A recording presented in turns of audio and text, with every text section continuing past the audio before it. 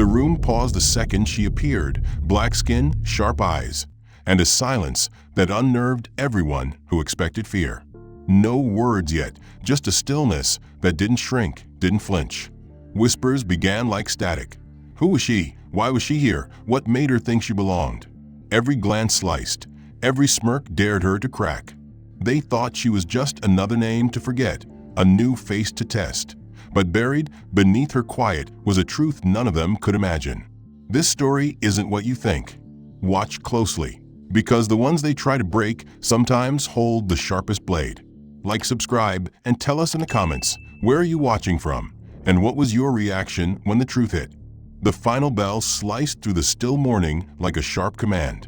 Glenshire Preparatory Academy's third-floor corridor hummed with murmured conversations and polished shoes clicking over spotless tile. But when Marisol Quaid stepped into room 3B, the energy snapped into silence. She paused just inside the doorway, clutching her schedule and school-issue tablet. The room looked exactly as described on the school's admissions brochure, archival maps on the walls, dark cherry desks arranged in perfect symmetry, and a panoramic view of the courtyard that screamed exclusivity. But it wasn't the aesthetics that made her palms sweat. It was the pause.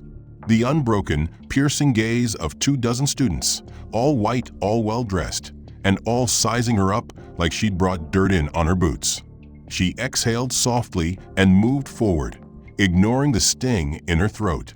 Her boots, secondhand but buffed to a shine, echoed too loudly on the floor. She walked past a row of boys in matching sweaters and smirks, past girls with identical curls and glittery binders. One of them, petite, blonde, and cruel-eyed, leaned into her friend's ear and whispered something with a giggle. Laughter bloomed like a virus. Halfway to the only empty seat in the back row, Mari's foot tapped a paper triangle. She glanced down and froze. Written in all caps, "Wrong hallway. Try the kitchen." She didn't pick it up. She didn't react. But inside, something cracked. The teacher, Mr. Price, didn't glance up. His glasses sat low on his nose as he flipped through a stack of printouts at the front podium. If he noticed the hostile reception unfolding in his class, he gave no sign. Mari slid into her seat. The desk had deep gouges in the wood, initials and swears carved into it like battle scars. She pulled out her notebook and stared straight ahead. That's when Eli Baintree turned. His presence was like a switch being flipped, the smug leader of the room's social power grid. He twisted in his chair with slow arrogance, raking his eyes over her. "You lost or something?" he asked, voice loud enough to draw the attention of the entire class. Mari blinked. "No, I'm supposed to be here." She tried to sound confident. She failed. Eli tilted his head, mock confusion painting his face. "Funny. Doesn't look like it." His words sparked more laughter, the kind that cuts deep because it demands you accept that you're the joke. Mr. Price raised a hand lazily. "Let's get started, please." He didn't reprimand Eli, didn't even look at Mari. The message was clear: you're on your own. The rest of the period passed like a punishment. Every time Mari raised her hand, someone coughed dramatically. When she finally answered a question about Faulkner's symbolism, Eli repeated her answer in a falsetto, earning another round of laughter. A paper airplane struck the back of her neck. No one claimed it. At one point, she glanced down to find a note on her desk: "Diversity, higher LOL." She crushed it in her fist and said nothing. The bell rang. Students filed out in packs, loud and unbothered. Mari lingered, hoping to leave unseen. No such luck. Eli was waiting just outside the door, leaning against the lockers with his arms crossed and an amused smirk. "Hey," he called, "if you're looking for the janitor's closet, it's downstairs." His friends chuckled behind him. Mari said nothing. She didn't meet his eyes. She didn't flinch. But her silence wasn't power. It was defense. Her next class was history. She sat alone again, the back corner her only refuge. When she tried to join a group for the presentation schedule, the leader told her, "We're full." Mari ended up paired with a girl who immediately asked, "Do you even have a laptop?" That lunch she didn't eat. Not really.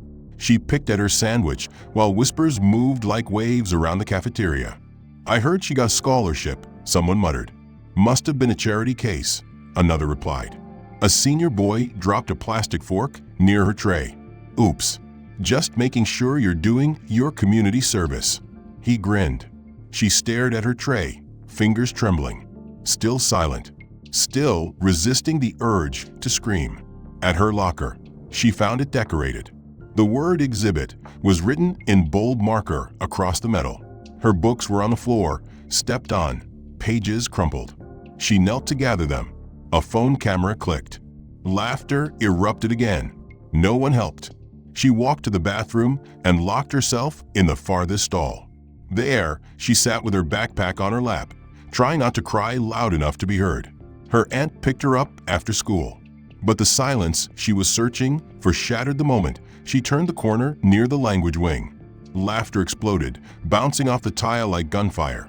And Eli Baintree's voice rang out above the rest. Mari says she earned it, but we all know she burned it, he called.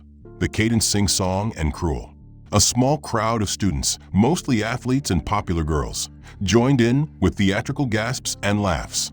Then he started another chant, louder, clearer, his voice practically echoing. Marisol says she got the spot, but it's just 'cause her name's hot. The words weren't just about teasing. They were designed to erase her merit. Every syllable dripped with the message that she didn't belong, that she was a mistake in their pristine, curated environment. Mari stopped cold in the hallway. A teacher passed by, one of the science instructors, Mr. Halford. He glanced at the group, then at her, and said nothing. His eyes flicked away. He adjusted the lanyard around his neck and kept walking, even as Eli mock bowed in her direction like a performer taking a curtain call. Mari's ears burned, and for a second, she thought she'd vomit. She turned into the nearest stairwell and took the steps 2 at a time, reaching the second floor and ducking into the restroom. She locked the door behind her and pressed her hands to the cold sink. Her reflection stared back, eyes red, skin pale, breathing sharp. She didn't cry. Not yet. Not here. But something inside her twisted tighter. By the time the first bell rang, she'd pulled herself back together. She arrived in homeroom right as Mr. Price was finishing roll call. He didn't acknowledge her lateness, nor the snickers that followed her down the aisle. Someone whispered fashionably tardy, and another added, typical. She sat in silence, again in the back. Her desk now had a faint scratch across it, like a line carved out of the surface to mark her place. During third period literature, Mr. Hutchins assigned partners for a poetry analysis. When he paired Mari with Callie Drummond, a tall, red-haired girl with sharp cheekbones and sharper eyes, the room shifted. Callie recoiled. Seriously, she muttered. Hutchins raised an eyebrow, but again said nothing. As soon as they were instructed to begin, Callie leaned toward Mari, not even lowering her voice. I'm not doing all the work. I know you're probably used to charity grades, but not here. Mari didn't reply. She tried to focus on the printed poem in front of her. Words blurred. Ink ran like water. Figures, Callie continued. You can't even speak. Hutchins walked past, sipping from his coffee, eyes glancing over the paper, but not registering the cruelty inches away from him. At lunch, Mari made her way toward a small table in the corner again, only to find it already taken. A junior with headphones gestured that the seat was saved. The next table, same response. She ended up sitting on the far bench near the windows, tray balanced on her knees. She ate half of a granola bar, her appetite gone. Her phone buzzed with a text from her aunt asking about her second day. Mari didn't reply. From across the cafeteria, Eli sat surrounded by teammates and admirers. He caught her glance and smiled, a slow, victorious smirk. Then he lifted his phone and tapped the screen. Seconds later, a chorus erupted. Quade the fake. Quade the fake. Not everyone joined, but no one stopped it. No adults intervened. Mari stood up, dumped her tray into the bin, and left without a word. Outside in the quad, she tried to breathe. Trees swayed gently, and the fountain in the center gurgled quietly, as if mocking the chaos inside. She sat on a stone bench, jacket wrapped tight, watching clouds shift overhead. Her heart thumped slowly now, dulled by repetition. Eli and his friends came out minutes later, loud and carefree. They passed her bench without stopping, but she heard one of them say, "It's like watching a reality show, except boring." Another chimed in, "They should have made her the janitor. At least then she'd be useful." In the last class of the day, guidance counselor Ms. Langston walked in to observe. She smiled at the students, gave an encouraging nod, and then made her way to the back, sitting near Mari's desk. When the bell rang, Langston caught up to Mari near the exit. "I noticed you've been keeping to yourself. Everything okay?" Her voice was syrupy sweet, but her eyes glinted with forced concern. Mari hesitated. "It's been tough," she admitted, carefully choosing her words. Langston nodded slowly. "It's always hard adjusting to a new environment. Just stay strong. Don't let little things get to you." Mari frowned. "It's not little." Langston's smile faltered for just a second. "Well, maybe try to be more approachable. Sometimes it's how we carry ourselves." She patted Mari's arm and walked off. The message was clear: assimilate or disappear. That night, Mari sat on the porch steps outside her aunt's home, hoodie pulled over her head. The sky above was fading from blue to violet. The air smelled like wet earth. She listened to the distant hum of traffic, trying to match it to her breathing. Her phone rested in her lap, screen dark. For the first time, she typed a message. "I hate it here. I feel invisible. Or worse, like I'm not supposed to exist." She stared at the words, then deleted them. Every glance in the hallway felt loaded with judgment. Every whisper behind her back carried the weight of anticipation, like the student body had taken bets on how long she would last. Her reputation was no longer something whispered about behind closed doors. It had become a performance. And today's act was about to take place in biology lab. Mari took her seat in the second row of the lab table lineup, carefully laying out her materials, notes, goggles, a labeled petri dish she had prepared the night before in the kitchen with her aunt's help. The project was simple on the surface: grow a specific bacteria culture, measure development, and analyze the data. But Mari had gone further. Her notes were color-coded, her analysis outlined. She had researched beyond the requirement, hoping this would be the one place her work might speak louder than Eli's mockery. As the teacher, Ms. Whitley, made her rounds checking on pre-lab setup, Mari sat stiffly, praying for 10 minutes apiece. Eli strolled in 3 minutes late, no apology, no explanation, and dropped his bag with a thud next to hers. "Looks like someone went all out," he said, eyeing her materials. Trying to impress the microbes, Mari didn't respond. She adjusted her goggles and stared straight ahead. Ms. Whitley began reviewing the safety procedures. As soon as her back was turned, Eli shifted in his seat, stretching exaggeratedly. His elbow accidentally swept across the table. Mari's petri dish flipped off the surface, shattered on the floor, its contents splattering against the tile in a sickening blur. The room went quiet. Mari's mouth opened, but no sound came out. Eli leaned back in his stool, hands raised innocently. "Oops," he said with a smirk. "Must have been your clumsy hands." Laughter trickled in from a few nearby tables. Ms. Whitley turned, her eyes narrowing at the mess. "What happened here?" she asked. Mari stood, voice trembling. He knocked over. "It wasn't me." Eli scoffed. "I barely moved." She was waving her arms around. "I told her to be careful." Ms. Whitley hesitated, then sighed. "Ms. Quaid, this was a safety violation. You should have had your sample secured. Clean this up and report to Mr. Daniels. You'll be serving detention for lab negligence." Mari blinked. "But I didn't, MS." Whitley raised a hand. "I'm not going to debate this. Go." Silence wrapped around her as she knelt to clean the broken glass. Gloves slipped on, towel pressed down, but the sharp sting wasn't from the fragments. It was from the dozens of eyes watching, knowing exactly what happened, and saying nothing. The rest of the period passed with murmurs and side eyes. Eli twirled a pen between his fingers like a conductor guiding his orchestra of whispers. When the bell rang, Mari left the lab with her shoulders hunched and her confidence in tatters. In the lunchroom, she carried her tray cautiously, scanning for an open seat. The far left corner, her usual, was already occupied by 2 upperclassmen who shot her sharp looks when she glanced their way. She sat instead by the window near the vending machines, placing her tray down and pulling out her science notebook, hoping to reconstruct the notes from memory. A few pages in, her shoulders relaxed just slightly. The rhythm of rewriting facts steadied her nerves. Then she heard the lid pop. Iced coffee. The distinct scent of hazelnut and cream splashed onto her open notebook. In a freezing arc, pages darkened. Ink bled. Formulas turned into smudges. Her hand flew to the paper too late. Eli stood in front of her, holding the now empty cup, expression painted in mock surprise. "Oh no," he said, "looks like your grade got wet too." A burst of laughter followed. One boy choked on his sandwich. Another clapped Eli on the back like he told the joke of the year. Mari sat frozen. Her hand still rested on the soak page. Her mouth refused to move. The air in her lungs disappeared. A staff monitor finally appeared, mid-snack, watching the scene unfold. He didn't say a word.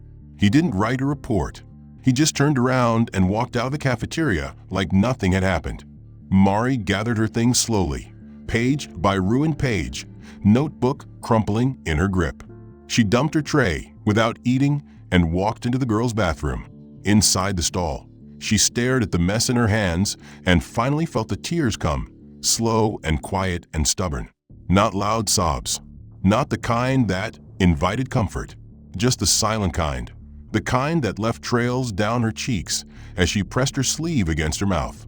That afternoon in detention, she sat in the second row of an empty classroom, surrounded by students who didn't care why they were there. No one looked at her. Mr. Daniels sat at the front desk reading the newspaper, his eyes never leaving the sports section. Mari was told to copy the student code of conduct onto lined paper. She filled the lines in silence, trying to keep the pen from shaking. After school, Mari's aunt picked her up at the front gate.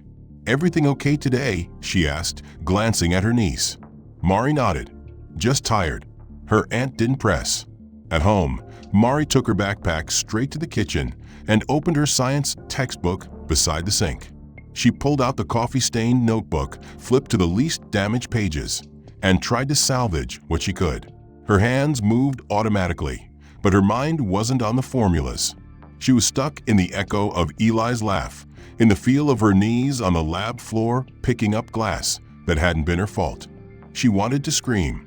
She wanted to write everything down, send an email to the administration, call her mother, call someone. But the image of Ms. Whitley's indifferent face, of the cafeteria monitor turning away, of the counselor's blame it on your attitude speech, all of it froze her. They wouldn't believe her. Or worse, they would and still do nothing. As she opened her locker, a quiet voice interrupted the silence. "They won't stop, you know." Mari turned, startled, and found herself face to face with a thin boy wearing a navy beanie and a weathered military jacket. His face was long, his nose slightly crooked, and his eyes were deep-set and serious. She recognized him faintly, Leary Finch. He was in her third-period history class, always seated in the back, always alone. Mari blinked, unsure if he was mocking her or warning her. He shrugged, apparently reading her uncertainty. "I'm not with them. I'm not with anyone." His voice was neutral, but it held weight. Mari hesitated, then asked softly, "Why tell me that?" Leary's mouth twitched into something between a smirk and a grimace. "Because I've been where you are. Maybe not exactly, but close enough to smell the smoke." She didn't know what to say, so she nodded. It was the first acknowledgement from another student that didn't feel like a trap. Throughout the day, she caught glimpses of him, quiet, tucked into corners, never lingering near crowds. And when she sat alone at lunch again, tray untouched in front of her, Leary approached without asking and took the seat across from her. "I figured you might want to talk to someone who doesn't care what the elite think." His tone was dry, his eyes sincere. Mari, startled by his bluntness, glanced around nervously, expecting the usual judgmental stares. They were there, but different. Watching, measuring. Still, she spoke. "They've been on me since day one. Everything I do is wrong." Leary nodded. "That's their game. It's not about what you do. It's about you being here at all." She paused. "Why are you here then? You don't seem like one of them either." Leary tapped the corner of his tray with a finger. Scholarship. Math. They need a few outsiders to pretend they're diverse. The words were sharp, but Mari could hear the hurt buried beneath them. So we're props, she murmured. Leary gave her a look that bordered on amused. Props that talk too much get pulled off stage. They sat in silence after that, but it was a different kind of silence, shared, breathable. It was the first moment since arriving at Glenshire that Mari didn't feel entirely alone. But Eli Baintree noticed. And that was the problem. By the next morning, rumors were already bubbling. Someone had printed out screenshots, messages that looked like they came from Leary's number, sent to Mari. They were cruel, vulgar, and false. They showed up taped to the side of Mari's locker, inside her math textbook, even folded into her biology notes. The tone of the messages mimicked the language of the bullies. "You think you're better than us?" one said. "Just another charity case with bad hair," read another. Mari's stomach dropped as she read them, her hands trembling. She tore them down, ripped them to pieces. But the damage was done. Students whispered. Some looked at Leary now with a mix of suspicion and relief. Another target to mock. Mari confronted him between periods. "Did you send those?" Her voice was tight, defensive. Leary's eyes went wide. "What? No, of course not." But even as he denied it, a teacher walked past and handed him a slip. "Report to the dean's office, Mr. Finch." Now, Leary stared at the slip, then at Mari. "You believe me, right?" Mari wanted to say yes. She wanted to believe the only student who had shown her kindness. But her faith had been chipped away too many times, and in that moment, her silence spoke louder than words. He turned and walked away, the paper clenched in his hand. That afternoon, an announcement came over the intercom. Leary Finch will be serving an indefinite suspension for harassment and violation of student conduct. The voice was monotone, the message final. Mari sat frozen in her seat, eyes fixed on her desk. Around her, she could hear murmurs of satisfaction, and behind her, Chloe Dryden, the queen of the student council and Eli's on-again, off-again girlfriend, whispered loud enough for the class to hear. Knew it. Creeps always find each other. Mari didn't turn around. She didn't speak. From that day forward, something in her shut down. She stopped raising her hand in class. She didn't eat lunch. She avoided eye contact with teachers. She moved like a ghost through the hallways, and yet her silence was not met with peace. It was seen as defiance. Chloe became particularly obsessed. "What's with the silent act?" she taunted one morning. "Too good to talk to us now?" Mari said nothing. Chloe leaned in. "I bet if we push hard enough, you'll crack. Everyone breaks eventually." She laughed and walked off, heels clicking like a metronome, counting down to the next assault. Mari's aunt began to notice the change. "You've been so quiet lately.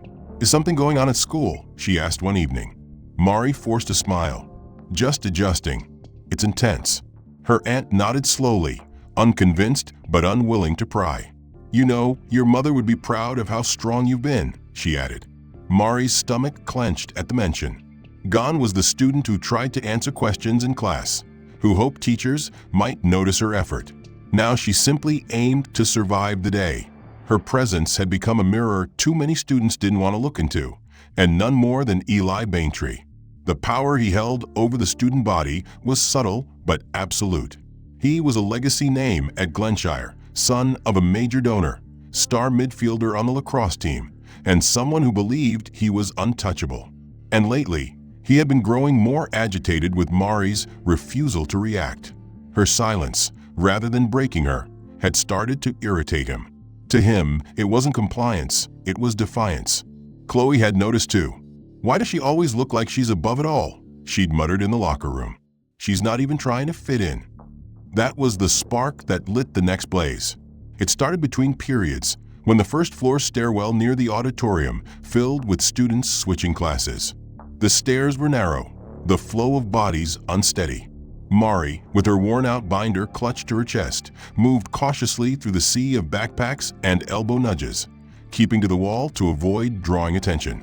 Then she felt the grip, a sudden, firm yank on the strap of her backpack that jerked her off balance. She staggered back, nearly falling into the railing, and spun around to see Eli standing behind her, his expression unreadable, but his grip tightening. "Don't get comfortable here, ghetto princess," he hissed. The words weren't loud, but they landed with weight, venom disguised as a whisper. Mari's breath caught in her throat. Her eyes darted around. A few students were watching, frozen mid-step, but no one moved. No one intervened. She tried to pull away, but he yanked the strap harder, and with a loud rip, the fabric tore away from her shoulder. The strap came loose, and her bag tumbled down the stairs, papers scattering, notebooks sliding like broken wings. A gasp went up from the students nearby. Still, no one stepped in. Mari stared down the stairs at her scattered belongings, her hands trembling, her heart pounding like a drum. Eli wasn't finished. He stepped closer and gripped her wrist, yanking her forward. "Let's go. You don't belong here." She stumbled as he pulled her through the stairwell doorway, bumping into a girl who quickly stepped aside, pretending not to see. Mari's shoes scraped against the floor. Her face flushed red. She didn't scream. She couldn't. Her voice was locked somewhere deep inside, buried beneath humiliation, fear, and disbelief. Eli shoved open the door to the side hallway and dragged her into the shadowed corridor leading to the maintenance wing. The crowd behind them dispersed slowly, like fog retreating from sunlight, none daring to follow, none brave enough to speak. In the empty hallway, Eli let go and turned to face her, blocking the path back. "You really think you're better than us? That just because you keep your mouth shut, you're safe." Mari backed away a step, her spine hitting the cold metal of a utility locker. Her hands were shaking, but she held his gaze. She wanted to shout, to demand he leave her alone, to call someone, anyone, but her mouth wouldn't open. She could barely breathe. "You were supposed to break by now," Eli said. "Everyone does." His words weren't loud, but they burned hotter than a scream. Then, as suddenly as it began, he stepped back and walked away, his shoes clicking calmly against the tile. Mari stood frozen for a full minute, her chest heaving. When she was certain he was gone, she slid to the floor and pressed her hands over her face. Her torn backpack was still on the stairs. Her papers were still scattered. Her classmates were already settling into their next class, pretending they hadn't seen a thing. And in that moment, the weight of it all crashed down on her. Not just the physical pain of being yanked or the sting of his words, but the absolute void of protection. She was alone. Not a single adult had witnessed it. Not a single student had stopped it. Her silence, once her shield, had become her cage. She eventually gathered the courage to retrieve her bag and papers. Her algebra notebook was missing, and her binder had been stepped on, bent and filthy. She carried them anyway. When she entered her next class, late and disheveled, the teacher raised an eyebrow but said nothing. A few students looked up, recognized her flushed cheeks and frayed backpack, and looked away. Not out of shame, out of convenience. That night, Mari sat on her bedroom floor surrounded by textbooks and crumpled homework. Her aunt called her down for dinner twice. She didn't respond. She opened her phone and scrolled through her contact list, her thumb hovering over her mother's name. She stared at the screen, the pressure behind her eyes building. But she didn't press it. She couldn't. What would she say? That she had let someone drag her like a sack of trash through a school stairwell? That she hadn't fought back? That her silence had become so suffocating it had paralyzed her? She closed the phone and buried it under a pillow. Her shoulders sagged under the weight of everything she hadn't said, everything she'd swallowed, coffee-stained notes, broken projects, lies that ruined the only person who had tried to help her. Eli's latest assault, dragging her down the stairwell like some cast-off accessory, had left a physical ache in her shoulder and a deeper wound in her spirit. Yet she came back, not because she felt brave or strong, but because showing up was all she had left. She sat in the back row of homeroom, hood up, head down, as Mr. Price recited the morning announcements with all the passion of a sleepwalker. Around her, students whispered and texted and giggled, but no one addressed her. No one even acknowledged her presence, unless it was to whisper another insult into the growing shadow, clouding her mind. The silence was no longer a refuge. It was becoming a scream lodged deep in her chest, one that no one would hear unless she made them. Second period began like all others, slow, dull, and filled with landmines. Mari walked into biology with her rebuilt binder and a notebook full of rewritten data, remnants of the experiment Eli had destroyed days earlier. She took her seat and kept her eyes on the lab station. Across the room, Eli lounged in his chair like royalty bored with his court. His foot tapped rhythmically, his smirk as permanent as the crown he wore in his mind. He caught Mari's eye for a second. She looked away. That only made him lean back and stretch, arms wide like a man about to make a speech. MS.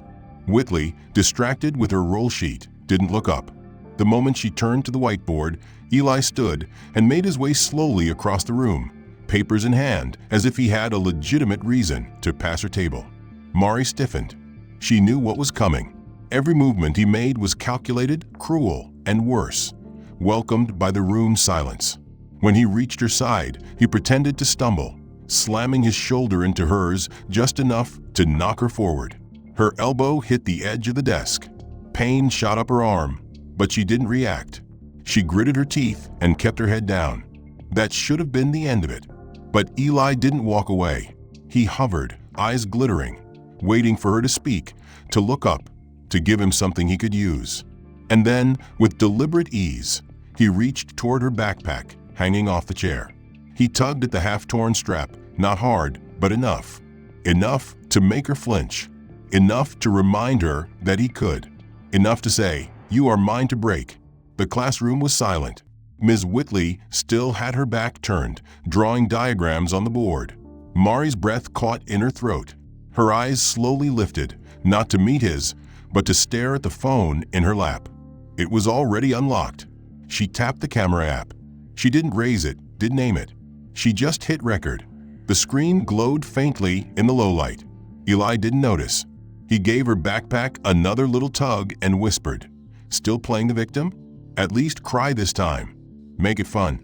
Her hand tightened on the phone. She didn't look up. She didn't speak. She just let the camera run. Then he shoved the backpack off the chair completely. It hit the floor with a dull thud, and her books spilled out, pages fluttering. She didn't move. She just reached down, slowly, picked them up one by one, and stood. When Ms. Whitley finally turned around, she caught the tail end of the scene. Eli standing over Mari, her books scattered, her face blank and unreadable. "What's going on?" the teacher demanded. Eli straightened casual. She dropped her stuff. Ms. Whitley looked at Mari. "Is that true?" For a long second, Mari said nothing. Then, very deliberately, she reached forward and placed her phone on the edge of the desk, screen still glowing. "You should watch this," she said softly, and turned the screen so it faced the teacher. A hush fell over the room. Ms. Whitley picked up the phone. On screen, Eli's smirk flickered to life. The angle wasn't perfect, but the audio was clear. His voice, his words, the taunt, the whisper, undeniable. The video ended with him standing directly over her, smirking, her belongings scattered like evidence of a crime. The teacher's face changed slowly, the disbelief draining away as reality anchored. She looked at Eli, her mouth tightening. Mr. Baintree to the hallway. "Now." Eli blinked. "Seriously?" Ms. Whitley didn't repeat herself. Eli laughed under his breath and headed for the door. His swagger faltered. The room was silent. Mari sat back down. Her hands were shaking, but her face was calm. She didn't say anything else. She didn't look at anyone, but her phone sat on the table now, like a weapon made of truth. And for once, someone had seen it. Word traveled fast. By the time lunch came, students were already whispering, not in the usual mocking tones, but in nervous, speculative murmurs. "Did you hear what happened in bio?" She filmed him, like full-on caught him. Whitley sent him out. He might get detention or worse. Mari walked into the cafeteria alone, but this time, the laughter didn't follow her. She still sat near the vending machines, still didn't eat, still kept her head down. But the energy around her had shifted. Not support, not yet, but fear, awareness. She wasn't invisible anymore. She was dangerous. The video she had recorded the day before had taken root beyond the boundaries of room 2A. It had reached the faculty, the student body, and by some means she had not even intended, the administrative board. She walked through the main doors under a sky the color of wet stone, her chin slightly higher than the day before. The air was different now, not because it had turned welcoming, but because it had turned alert. People noticed her. Some glanced away when she caught their eyes. Others watched her longer than they should have, measuring something invisible. Her silence had shifted the balance, but no one knew yet how far she would take it. Mari moved through the halls with slow precision, her backpack repaired with a knot in the strap, her books stacked carefully in her arms. She knew eyes followed her every step. For the first time since arriving, she didn't try to shrink. By third period, the atmosphere was thick with questions. Eli hadn't returned to class. His absence was more than just noted. It was dissected, debated, dissected again. "Do you think he got suspended?" someone asked behind her in the hallway. "Nah, his dad's on the board," another replied. "They'll sweep it under the rug." Mari didn't respond, didn't react. She stepped into third period early, took her seat, and waited. 5 minutes before the bell, the door opened. It wasn't the teacher. It was the principal, flanked by 2 suited men and a woman in her late 40s, sharply dressed, commanding. Mari's breath caught in her throat. Her fingers tightened around her pen. Then the woman turned, and Mari saw her mother, Dana Quaid. Her mother's presence filled the room like a storm surge, controlled, powerful, and impossible to ignore. Her black wool coat fell neatly to her calves, and beneath it, a tailored navy suit framed her frame with exacting lines. Her heels clicked with measured purpose, and her eyes, dark and calm, landed on her daughter with a look that said, "I see you. I know." Then she turned to the principal. "Thank you. I'd like a word with my daughter privately." The room emptied faster than Mari thought possible. Students scrambled to gather their things, not a word spoken. A few glanced at Mari with open mouths and wide eyes. None dared speak. When the door shut behind the last student, Dana crossed the room and placed a gentle hand on Mari's shoulder. "You okay?" she asked. Her voice was low, firm, but softer than Mari remembered. Mari nodded once, though the tightness in her throat betrayed her. "I wasn't going to tell you yet," she said. Dana's lips lifted in a brief smile. "You didn't have to. The video told me everything." Mari blinked. "You saw it." "It's already circulating," Dana replied. "I was coming into town for the university's honors lecture. I got the call this morning. Apparently, your video is not only being reviewed by the board, but it's already in the hands of a few local reporters." Mari's heart thudded against her ribs. "I didn't send it to them." "You didn't need to. Once something is on a cloud, it has a way of finding light," Dana said, then added. "And you, my brilliant, brave girl, didn't stay silent." Mari lowered her head, emotion welling up in her throat. Dana placed both hands on her daughter's shoulders and met her eyes. "This is going to get louder now. Are you ready?" Mari nodded slowly. "Yes. I'm tired of hiding."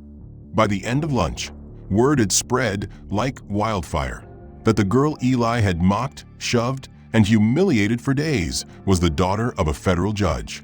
That the video was now official evidence. That there was a press conference scheduled that afternoon. Students whispered in stunned silence. Teachers adjusted their posture when Mari passed. Some even offered hesitant nods, small acknowledgments of their earlier indifference. None of it changed what had happened, but the energy had shifted. The predator no longer held the leash. That afternoon, as students shuffled into the auditorium for a surprise assembly, there was a palpable current of discomfort in the air. Whispers moved like static. "She's not just anyone." "That's her mom?" "The judge." "Did you hear they're reopening the diversity board?" The auditorium filled quickly. On stage stood the principal, the board chair, and beside them, Dana Quaid. When Mari entered through the side door and walked to the front row, a spotlight inadvertently caught her, and the hush became a roar of whispers. She sat, back straight, face unreadable. Dana stepped to the podium. "Good afternoon. I'm Dana Quaid, And though I'm here today to speak at the university's leadership conference, I've also been made aware of a matter here that I take personally." Her voice cut through the room like a scalpel. She explained, calmly, factually, powerfully, that discrimination, whether institutional or peer-led, had no place in education, that the law protected all students, that no child should suffer in silence while adults looked the other way. The auditorium was silent except for her voice. Then she said, "And in case you were wondering, yes, that young woman is my daughter. And yes, that video is now part of a formal investigation, not just into the actions of one student, but the failures of those who allowed it." Gasps. Phones slid from pockets. Flashbulbs from reporters near the back began to pop quietly. Dana continued, "This isn't about punishment. It's about responsibility. Truth matters. And silence, while often a means of survival, is not the absence of pain. It is evidence of it." There were no more quiet chuckles when Mari entered classroom, no more sticky notes left on her desk, no chants echoing from a stairwell. The students had not grown kinder, they had grown cautious. They now understood that their cruelty, once comfortably ignored by authority, had gained a witness with reach. And if there was one thing Glenshire Prep feared more than exposure, it was accountability. Mari walked into school dressed in the same hoodie and jeans she had worn all week, her backpack stitched up with care, her expression unreadable.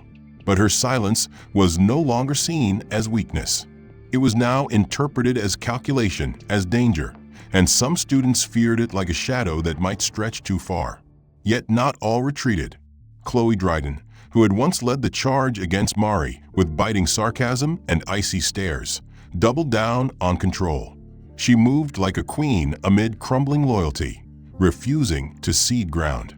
That morning, she was seen near the cafeteria doors, whispering to a freshman and tapping rapidly on her phone, her brows drawn together in fury. Minutes later, the first spark of retaliation flared. An anonymous post appeared on the school's internal forum, titled "Truth About Mari." It was an obvious attempt to pivot the narrative, framing Mari not as a survivor of abuse, but as a manipulator who had orchestrated the entire situation for sympathy and leverage. It accused her of fabricating drama, of using her mother's position to stage a spectacle. "She's not some silent victim," it read. "She's playing chess with the rest of us as pawns." The post was quickly taken down, but not before it was screenshotted and shared across private student chats. It wasn't surprising. What was surprising was what followed. That same afternoon, someone sent an anonymous email to the administrative board, addressed also to Mari's mother, containing a full transcript of a private group chat titled "Cleanse Room 3B." The messages, dating back to Mari's first day, were unmistakable. Students had coordinated taunts, planned accidents with her locker, spread rumors, and traded racial slurs with impunity. The names attached were not random. Chloe Dryden, Elide Baintree, Kelly Drummond, others. The language was vile, the planning strategic. It was not bullying. It was a campaign. When the email reached the dean, the response was swift. Students were called out of class in pairs and threes. Phones were seized for investigation. The tone on campus shifted from defensive to panicked. Chloe was called to the office just before lunch, her face pale and strained, her voice sharp with denial. "Anyone can fake a group chat," she snapped. But the evidence was too detailed, too specific. When the administration confirmed the chat's origin through metadata, there was no more hiding.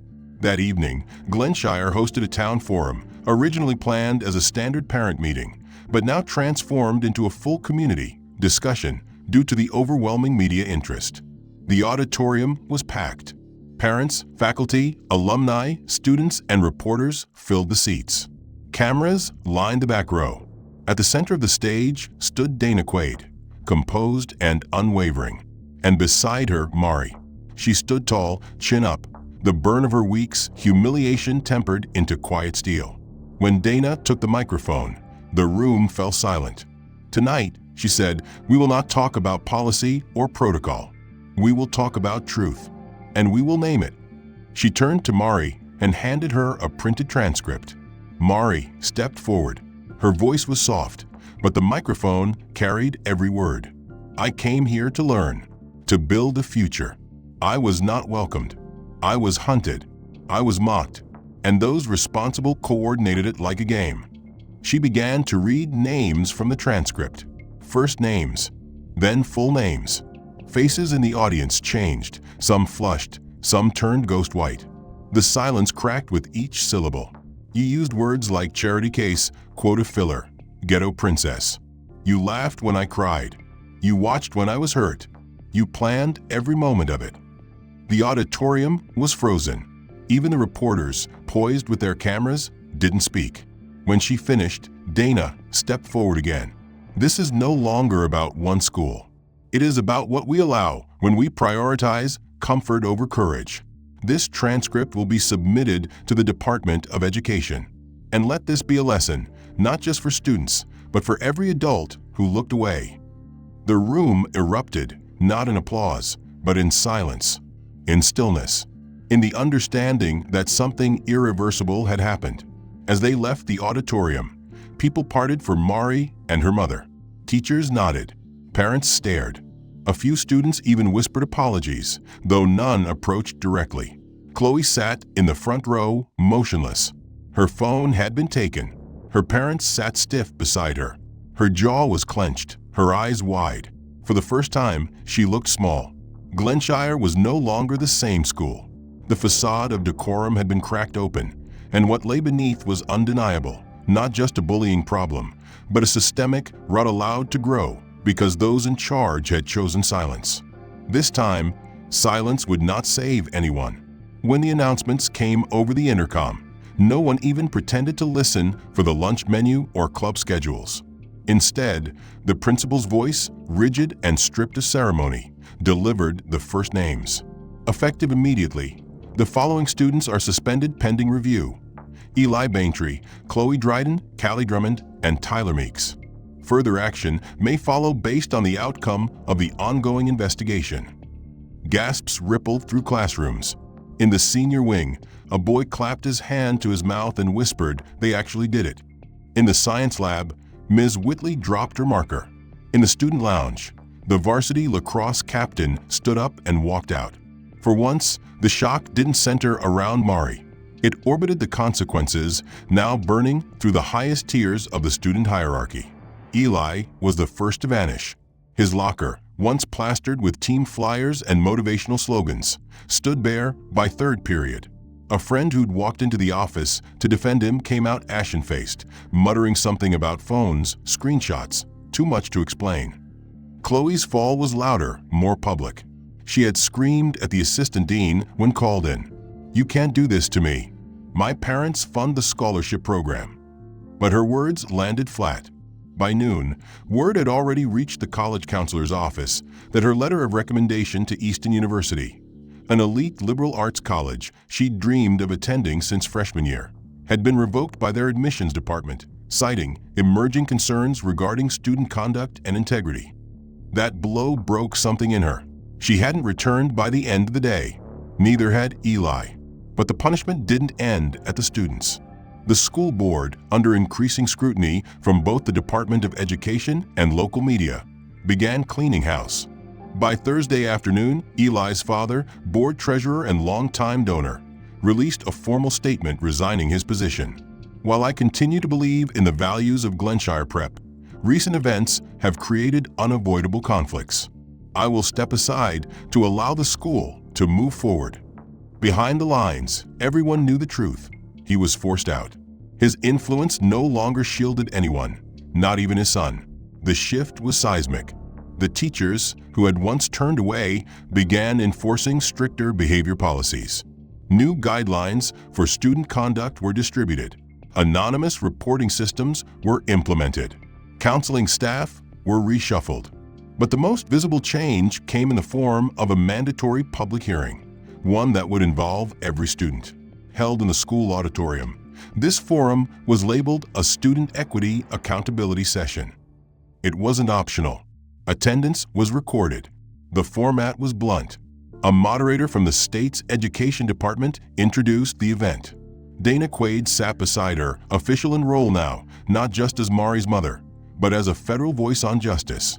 Mari sat one row behind, her presence a reminder that the issue was no longer abstract. This was real. This had names. The moderator began by stating the facts. The chat transcripts were referenced, specific slurs quoted, exact moments of coordinated harassment described. There were no anonymous victims, no faceless perpetrators. It was laid bare. Then came the questions. Students were asked directly how they responded when they saw bullying. Some tried to deflect. Others broke down crying, realizing for the first time that their silence had weight, that watching had made them part of it. One girl, shaking, admitted to reposting one of the memes Eli's group had made. "I didn't think," she said, but the moderator stopped her. "That's the problem. You didn't think it mattered. That's how cruelty survives." Another boy stood and stormed out mid-session, muttering, "This is a witch hunt." No one followed. A silence settled in his wake. Mari watched it all unfold. She didn't speak. She didn't need to. Her presence was enough. The moderators showed a new presentation, a training series the school would now require for all students and staff on unconscious bias, racial equity, and intervention practices. The curriculum had already been approved by the board and would begin immediately. Some students nodded. Others looked confused.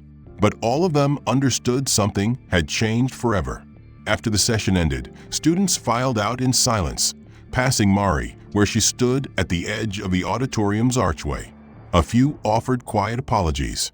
One girl stopped and whispered, "I didn't know what to do then. I should have done something."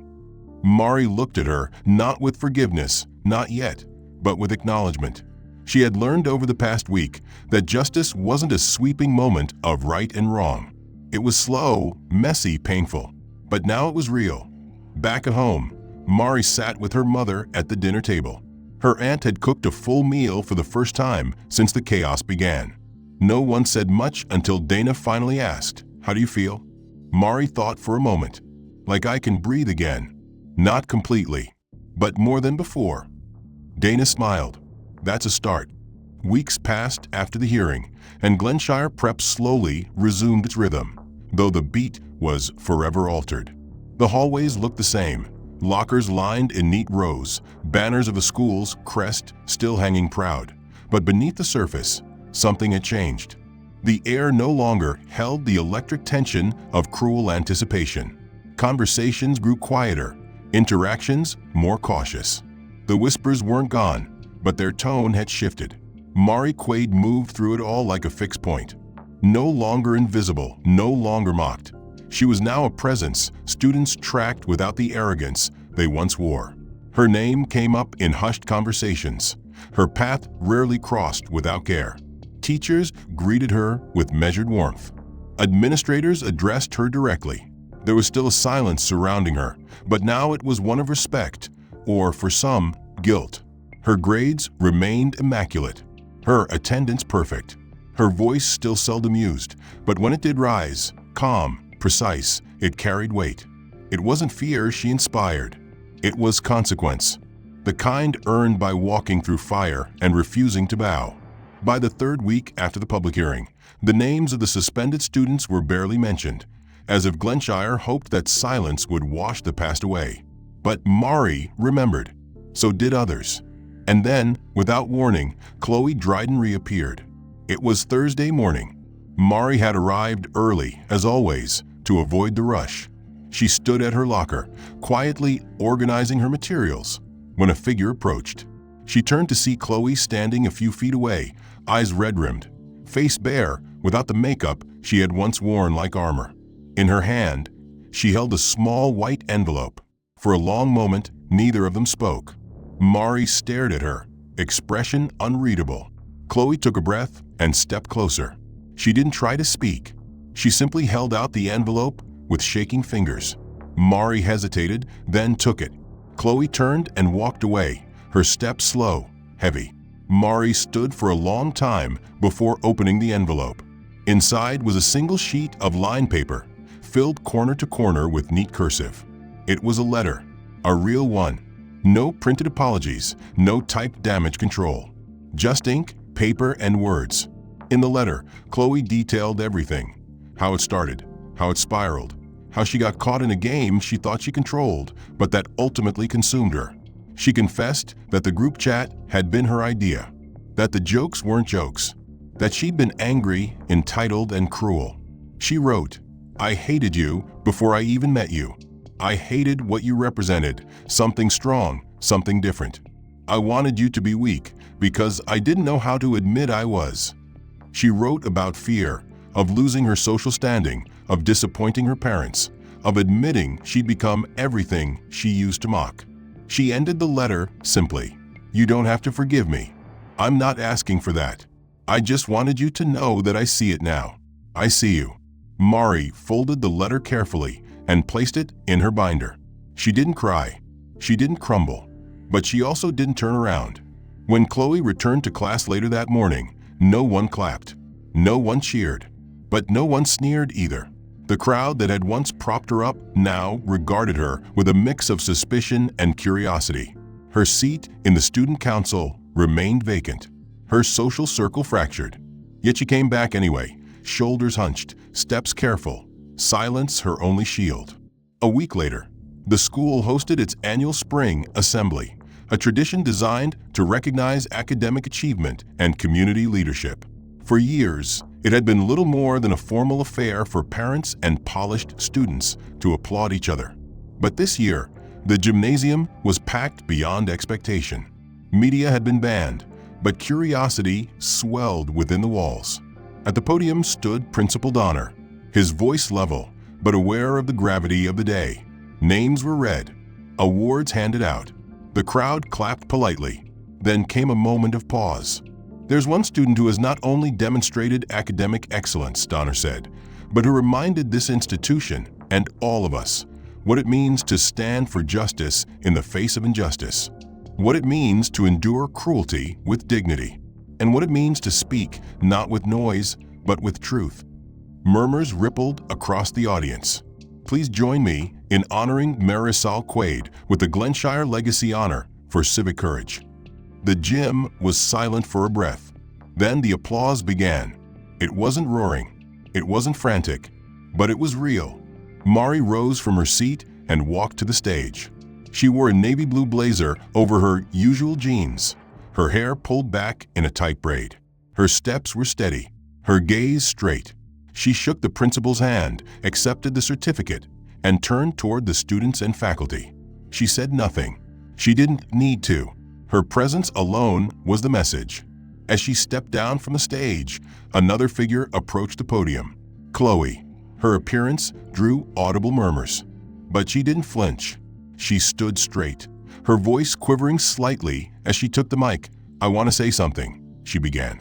"Not because I deserve forgiveness, but because silence helped me do terrible things. And silence won't fix them." She looked at Mari, who stood at the base of the stage, then faced the crowd. "What we did to Marisol wasn't just bullying. It was targeted. It was racist. It was planned. And I was part of it." A gasp, a shuffle. But she didn't stop. "I hurt someone who didn't deserve it. I did it because I could.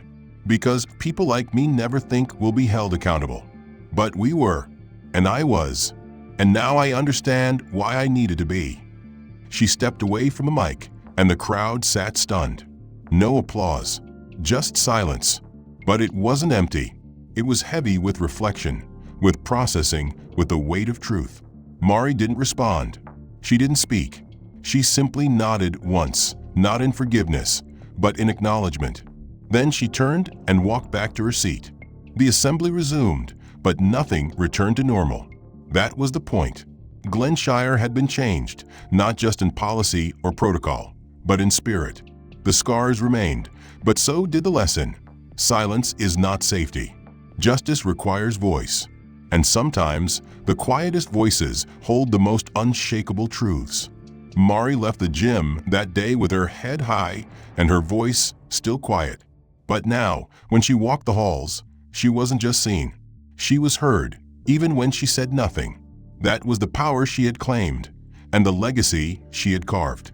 Not through vengeance, not through rage, but through unshakable presence and earned respect. The end. If you found this story powerful and meaningful, make sure to like and subscribe so you don't miss more impactful narratives like this one. What did you think about the twists in the plot? Did the redemption hit home for you? And where are you watching from? Drop a comment below. We'd love to hear your thoughts and connect with you.